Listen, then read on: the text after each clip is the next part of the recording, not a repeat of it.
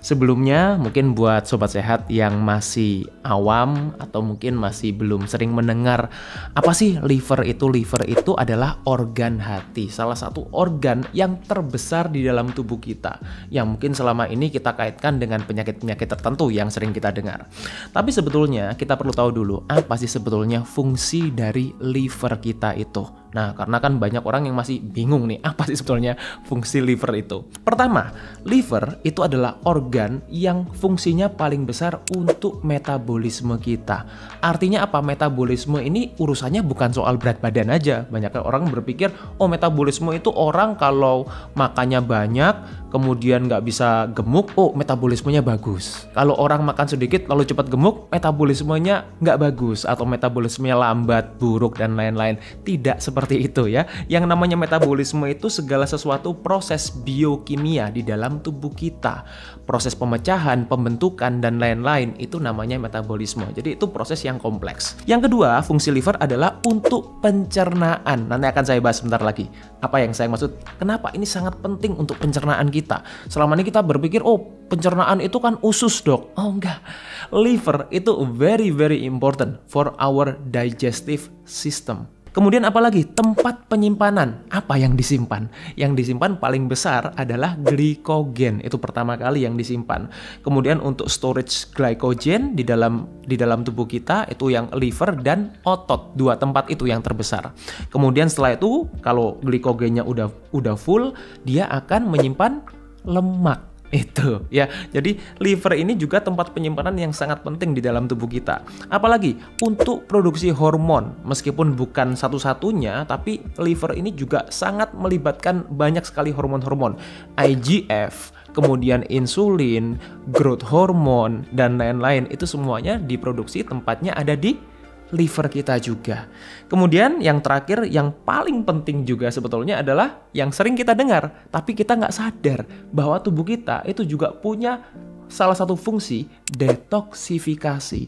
Dan salah satu organ, atau kalau saya boleh bilang ini organ terutama yang paling penting untuk detoksifikasi kita adalah liver. Organ hati kita, karena liver ini punya yang namanya fase 1 detoksifikasi, fase 2 detoksifikasi yang tidak akan saya jelaskan di sini supaya tidak terlalu kompleks.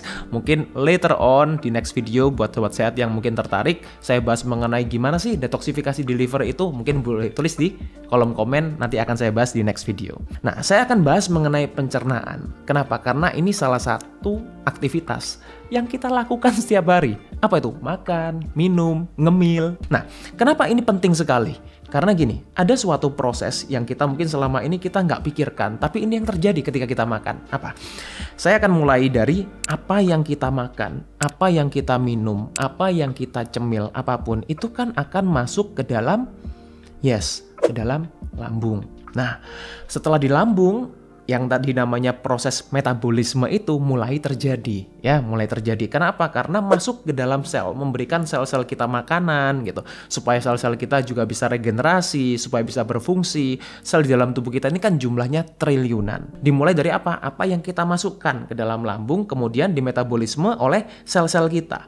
Setiap proses metabolisme itu ada yang namanya zat sisa. Itu atau yang namanya adalah metabolic waste bahasanya. Jadi ini zat sisa dari hasil metabolisme itu. Apakah selalu ada, dok? Selalu ada, apapun yang kita makan.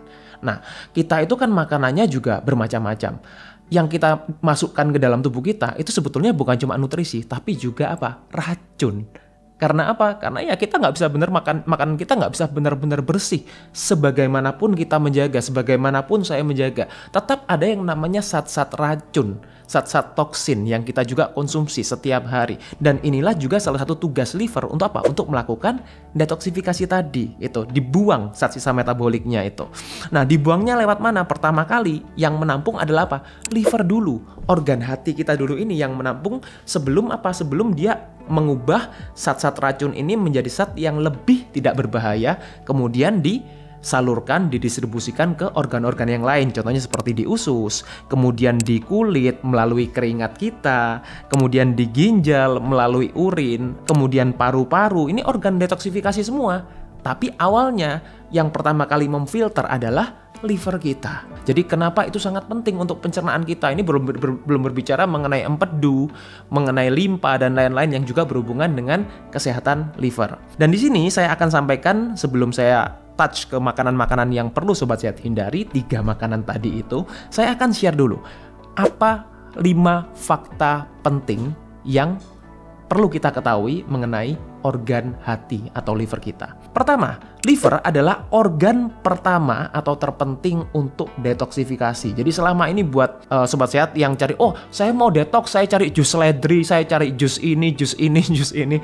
Sebetulnya yang paling penting adalah apa? Kita menjaga kesehatan liver. Kalau liver kita sehat, kita nggak perlu yang namanya jus-jus detox. Saya bukan bilang bahwa jus-jus itu jelek ya, bukan. Jus-jus itu bernutrisi, bagus. Tapi jangan berpikir bahwa dengan jus itu terus tubuh kita bisa melakukan detox. Bukan itu. Karena apa? Karena untuk kita bisa melakukan detoksifikasi dengan baik, dengan optimal, kita perlu liver yang sehat. Sebagaimanapun kalian mau konsumsi jus-jus itu, kalau liver kalian tidak sehat, ya tidak bisa melakukan detoksifikasi dengan baik. Itu maksud saya, ya. Yang kedua adalah pusat aktivitas metabolik. Tadi saya bilang yang namanya metabolisme itu kompleks, bukan berbicara mengenai berat badan saja. Artinya apa? Yang namanya metabolik ini juga berhubungan dengan apa yang kita masukkan, bagaimana tubuh kita mengolah, bagaimana tubuh kita mengeluarkan. Dan hubungannya dengan nutrisi di sini adalah metabolisme lemak, karbohidrat, protein. Ini pusat aktivitasnya ada di liver dulu sebelum dia melanjutkan ke organ-organ yang lain. Kemudian yang ketiga, fakta yang menarik dari liver adalah liver ini organ yang paling kuat. Dia paling liat organnya. Artinya apa? Dengan fungsinya yang sudah sangat-sangat minim, bahkan 20% sampai 30%, dia masih bisa berfungsi. Kita masih kelihatan sehat. Jadi ini yang juga perlu kita perhatikan. Artinya apa? Kita nggak bisa cuma ngeliat, oh kelihatannya sehat. Rasanya sih sehat, rasanya nggak punya masalah kesehatan. Tapi begitu dicek, kondisi livernya udah nggak baik. Karena dengan fungsi yang minimal, dia juga masih bisa berfungsi dengan seperti kelihatan normal, seperti kelihatan sehat. Kemudian yang keempat adalah faktanya liver ini paling awal, organ yang paling awal menerima kerusakan dari paparan-paparan, terutama paparan racun, paparan zat kimia, paparan yang negatif di dalam tubuh kita, baik yang kita masukkan secara sengaja maupun tidak sengaja. Jadi yang namanya liver ini paling penting kita perhatikan karena dia paling rawan menerima kerusakan di awal. Tapi kabar baiknya apa? Liver juga adalah satu-satunya organ yang bisa pulih sampai 100%. Nah, ini. Jadi buat Sobat Sehat yang punya masalah fatty liver, punya masalah-masalah yang tadi, ini adalah kabar baiknya. Kenapa? Kalau Sobat Sehat mendengarkan apa yang baik, saran yang benar untuk dilakukan, bukan hanya ketergantungan dengan obat-obatan tertentu, tapi juga mau memperbaiki pola hidup. Sebetulnya fungsi liver ini bisa regenerasi, bisa pulih 100%. Bagaimana caranya? Nah, ini. Kita perlu menghindari 3 makanan yang terburuk untuk liver. Kenapa saya bilang kita perlu untuk menghindari dulu? Ini yang paling penting. Karena gini, kalian coba bayangkan kalau kalian itu punya suatu tempat atau kolam deh. Kalau saya biasanya pakai analoginya kolam. Kolam kalian kotor banget nih, kotor banget. Udah terpapar dengan berbagai macam mungkin kotoran, racun dan lain-lain gitu. Terus kalian mau pelihara ikan di kolam itu. Sekarang yang paling penting adalah kalian kuras dulu atau kalian tambahkan sesuatu untuk menjernihkan atau untuk membuat kolam itu bersih. Jawabannya tentu kuras dulu kan. Itu karena apapun yang kalian masukkan, mau dalam arti kalian berikan itu mungkin tanaman-tanaman atau mungkin apapun yang baik untuk kolam itu, untuk memelihara ikan itu, tapi kalau masih belum dikuras atau kalian tetap memasukkan sampah, kotoran ke dalam kolam itu, apapun yang kalian lakukan untuk menambahkan yang baik juga tidak ada faedahnya. Jadi yang perlu diperhatikan pertama adalah tidak memasukkan yang buruk. Karena apapun yang baik, kalian konsumsi suplemen, kalian mungkin injeksi apapun yang tujuannya untuk kesehatan liver, tapi kalau yang buruk dimasukkan terus juga nggak bisa menjadi liver kita menjadi lebih sehat. Jadi 3 makanan terburuk yang perlu kalian perhatikan. Yang pertama adalah fruktosa. Nah, fruktosa ini apa sih? Buat Sobat Sehat yang mungkin sudah mendengarkan saya cukup lama mungkin sudah tahu ya, karena saya sudah pernah mention di video-video sebelumnya mengenai fruktosa itu apa, kemudian dampaknya apa ke dalam tubuh kita. Just for your reminder bahwa fruktosa itu adalah salah satu jenis gula. yang kita kelompokkan adalah monosakarida. Artinya apa? Dia itu berdiri sendiri, belum masih berikatan dengan gula-gula yang lain. Nah, fruktosa, glukosa itu termasuk monosakarida. Bedanya apa? Fruktosa ini hanya bisa dimetabolisme 100% oleh liver kita. Jadi ada suatu kondisi penyakit yang disebut adalah non-alcoholic fatty liver disease. Atau artinya apa? Fatty liver, perlemakan hati yang terjadi karena bukan alkohol. Nah, kenapa bukan alkohol? Karena selama ini orang sudah tahu, oh kalau konsumsi alkohol itu bisa menyebabkan masalah di liver, fatty liver itu tadi. Tapi ada suatu substance yang bisa menyebabkan fatty liver yang bukan dari alkohol, yaitu disebabkan karena apa? Karena konsumsi fruktosa yang tinggi. Kenapa saya sebutkan fruktosa bukan gula? Karena selama ini ketika kita berbicara fruktosa itu kita selalu menganggap oh ini gula yang sehat. Dan saya bukan berbicara bahwa ini sehat atau tidak sehatnya, tapi saya berbicara mengenai dampaknya. Kalau kita berbicara mengenai sehat atau tidak sehat, ini yang mempengaruhi faktornya kan banyak. Tapi ketika kita berbicara spesifik mengenai dampak dari fruktosa ke liver, kita perlu tahu dulu, fruktosa itu punya glycemic index yang relatif rendah atau bahkan dibilang sangat rendah dibandingkan dari glukosa. Glukosa itu 100 glycemic indexnya. Jadi selama ini yang sering dengar mengenai glycemic index itu apa sih? Kecepatan karbohidrat untuk meningkatkan gula darah. Simpelnya seperti itu. Itu namanya glycemic index. Fruktosa itu dia untuk meningkatkan gula darah relatif pelan atau relatif lambat. Dia 19 nilai indeksnya. Berbeda dengan glukosa. Bahkan berbeda dari sukrosa. Sukrosa itu apa, Dok? Sukrosa itu gula pasir, gula meja, gula putih. Itu loh sukrosa. Sukrosa itu terdiri dari fruktosa dan glukosa. 50% fruktosa, 50% glukosa. Makanya dia juga berada di tengah-tengah nih, glycemic indexnya 60 sampai 65. Artinya apa? Kalau kita berbicara dari kecepatan dia meningkatkan gula darah, memang relatif rendah. Tapi apakah ini berarti gula yang baik untuk kita konsumsi dalam jumlah yang banyak atau lebih banyak? Jawabannya tidak. Karena apa? Karena dia hanya bisa dimetabolisme oleh liver, sedangkan glukosa itu bisa dimetabolisme oleh seluruh sel di dalam tubuh kita. Artinya apa? Beban yang diterima itu bisa didistribusikan. Berbeda dengan kalau kita berbicara fruktosa, itu benar-benar bebannya besar sekali untuk liver kita. Dan inilah yang menyebabkan suatu kondisi yang juga sering saya mention, namanya adalah resistensi insulin. Artinya, meskipun dia tidak meningkatkan gula darah kita secara cepat, berbeda ketika kita konsumsi gula putih, gula pasir, tapi yang namanya fruktosa di dalam jumlah berlebihan ini bisa juga menyebabkan resistensi insulin. Nah, resistensi insulin inilah yang bisa menyebabkan banyak awal dari segala macam penyakit metabolik termasuk diabetes, penyakit jantung, stroke, dan lain-lain. Buat sobat sehat yang mungkin berpikir fruktosa itu ada di mana sih, Dok? Kok dari tadi dibicarakan fruktosa? Fruktosa ini ada secara alami maupun secara sintetis atau buatan. Ya tentunya kalau kita compare apple to apple, yang alami tetap lebih baik. Tapi tetap perlu dibatasi jumlahnya. Contoh yang alami terdapat di mana? Buah-buah secara general ya. Apel, anggur, pepaya, melon, nanas, pear, dan lain-lain, durian. Tentunya udah nggak perlu kita ragukan lagi. Itu semuanya tinggi fruktosa. Kemudian madu, itu juga tinggi fruktosa. Perlu kita perhatikan jumlahnya ketika kita konsumsi. Saya bukan bilang bahwa madu jelek, bukan ya, tapi perlu kita perhatikan karena ini juga tinggi fruktosa.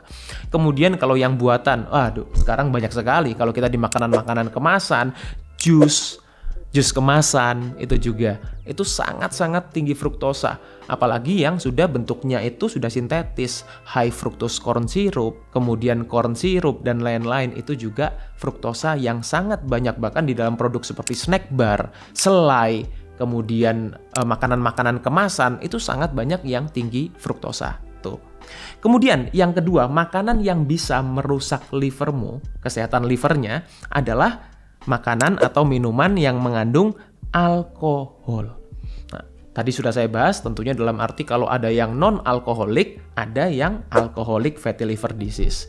Alkohol ini kenapa dia juga berdampak untuk liver? Karena 90% di metabolisme di liver. 10%-nya di metabolisme di organ-organ lain, termasuk di otak kita. Bayangin, kalau kalian itu konsumsi alkohol, buat yang teman-teman, kalau sobat sehat saya rasa nggak ada ya konsumsi alkohol ya, hidupnya sehat semua. Berbeda mungkin dengan teman-temannya, mungkin yang boleh di-share video ini, mengenai bagaimana dampak alkohol bekerja dalam tubuh kita. 90% diterima liver, 10% diterima di organ-organ yang lain, termasuk otak kita. Kita aja kalau minum alkohol, itu kita bisa keliengan, atau seperti apa, bisa mulai fly gitu, itu hanya kurang dari 10%. Kurang dari 10%. Kemudian kalau kita berbicara mengenai yang namanya alkohol, itu akan diubah di dalam tubuh kita. Akan diubah karena apa? Karena dia zatnya ini berbahaya. Jadi dia perlu diubah menjadi suatu zat yang lebih tidak berbahaya, yang namanya adalah acetaldehyde. Kemudian setelah diubah menjadi acetaldehyde, diubah lagi menjadi yang namanya asetat.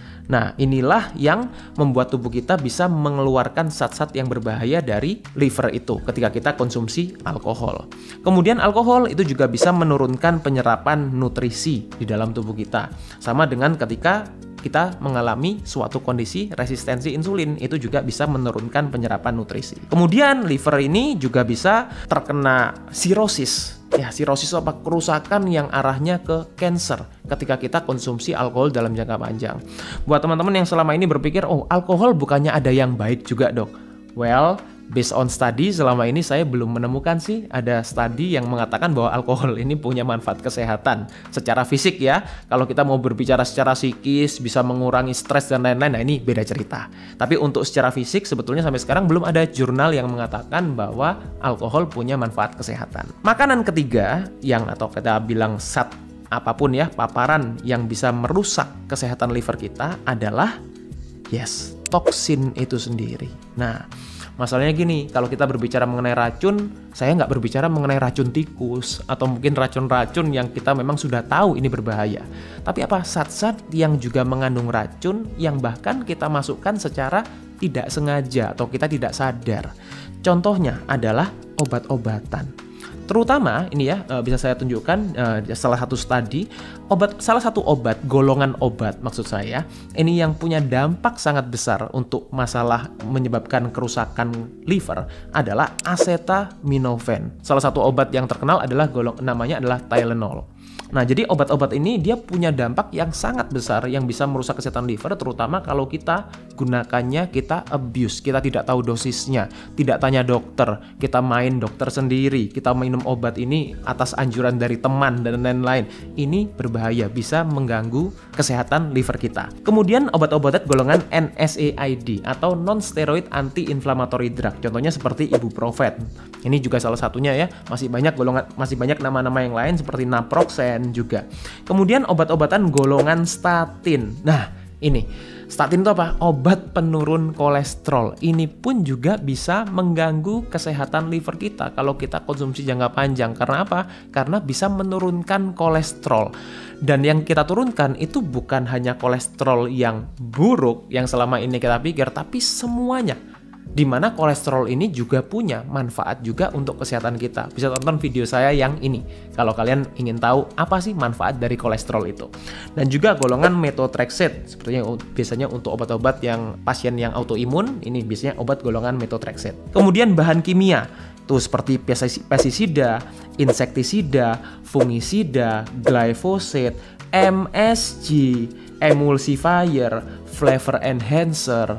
Kalau kita lihat di label-label kemasan makanan-makanan yang sekarang, itu isinya sangat banyak bahan-bahan kimia. Bahkan antioksidan pun itu juga sintetis, bukan antioksidan yang alami. Itu sebabnya kamu perlu cek dulu makanannya ini seberapa banyak sih. Jangan cuma dicek kandungan kalorinya, tapi juga cek ingredients-nya, bahan-bahan bakunya apa saja. Dan juga termasuk logam berat. Ini apalagi juga udah jelas ya, ini racun, toksin dalam tubuh kita. Merkuri, timbal, kadmium, arsenik, dan lain-lain. Itu semuanya juga bisa berpotensi merusak kesehatan liver.